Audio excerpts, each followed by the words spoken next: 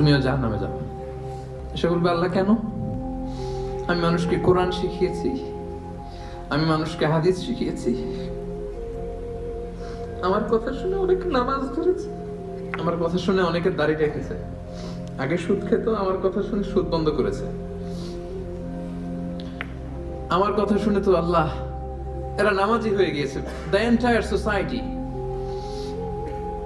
সুদ বন্ধ করেছে, নামাজ ধরেছে, তারা ফরজ যাকাত দিত। আল্লাহ আমি কেন জাহান্নামে যাব? আল্লাহ বলবেন, তুমি এই দাওয়াতি কাজ করেছো, লোকজন তোমাকে বড় আলেম বলবে, লোকজন তোমাকে বড় সেলিব্রিটি বলবে, লোকজন তোমার নামে তাকবীর দিবে, তোমাকে বড় আলেম বলবে, বড় দাঈ বলবে। এটা তো বলা হতো তোমাকে দুনিয়াতে, আল্লামা বলে ডাকা হতো তোমাকে, বাহরুল উলুম বলা হতো তোমাকে, জ্ঞানের সাগর, অনেক বড় দাঈ, অনেক বড়